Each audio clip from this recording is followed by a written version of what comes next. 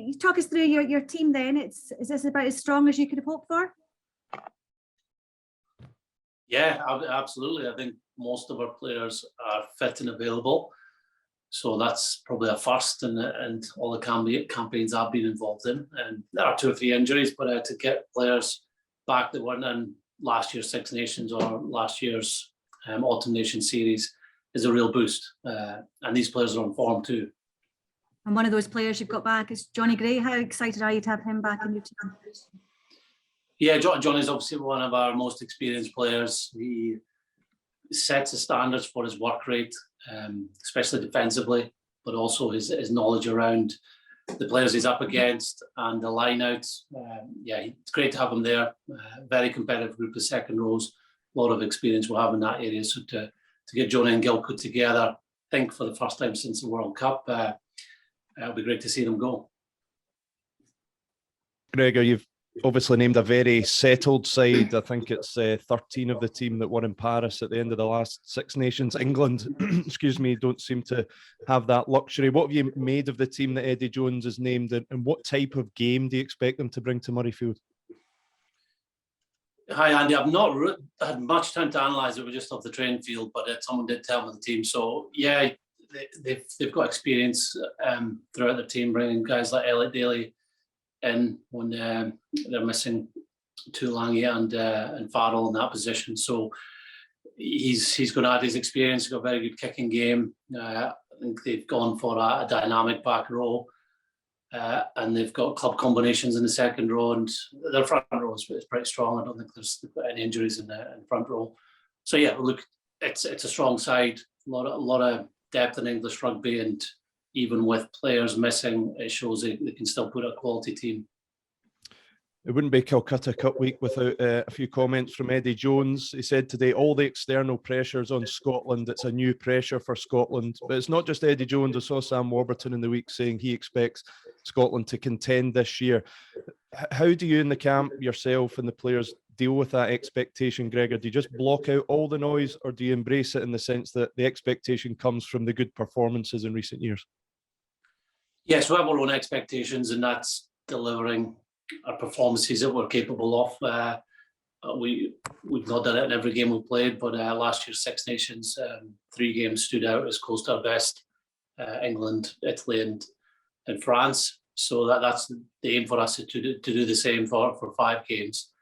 And players have picked up experiences now, whether they've been away from home, at home, going up against different types of opposition and finding a way to win. And that's what they'll be tasked with this weekend. Thanks, Gregor. Hi, Gregor. Ben Ransom from Sky. In terms of the game itself and the size of the game, do you like having such a big game, a marquee game to kick off the tournament, a tournament that, you know, by your own admission, you want to be competing for the title in this time around?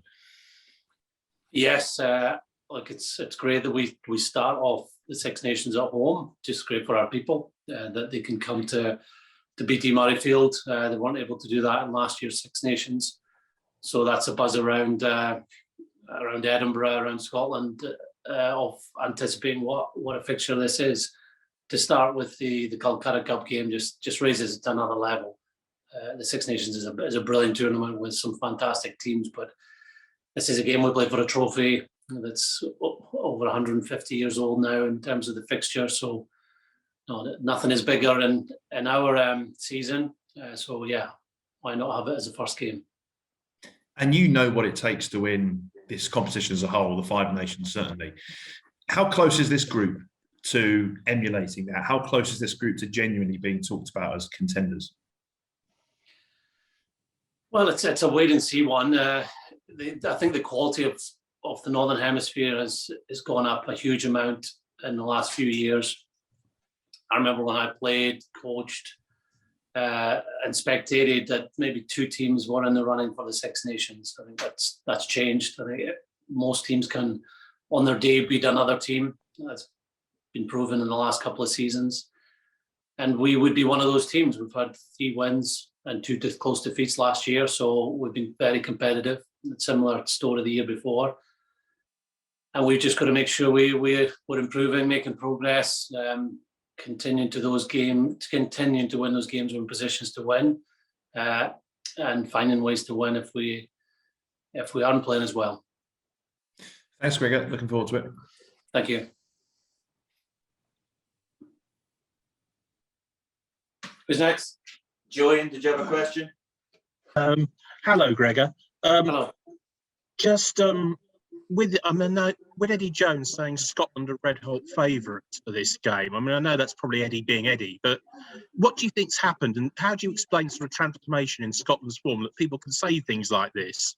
And actually, although it's a bit of bluster maybe from Eddie, it's not a ridiculous comment. They've got, given your recent form, what's been behind the transformation, do you think? Well, look, let's address the favourites tag. Every coach does this little song and dance going into a game, trying to convince the media that they're underdogs and say to the players, we're backs against the wall, we're going up to this hostile place and we're underdogs. I don't know who picks the favourites. Obviously, bookies pick a favourite, and I know we're not the favourites for the bookies. So it's not really something that we talk about or worry about. To answer your question, the reason we've been competitive is our players. Our players have driven the standards at training. They've gone through experiences that have made them better. Not always pleasant experiences. Sometimes that's failure. Sometimes that's finding wins in the last minutes of games, but it's got them closer together as a group and a better team for those experiences.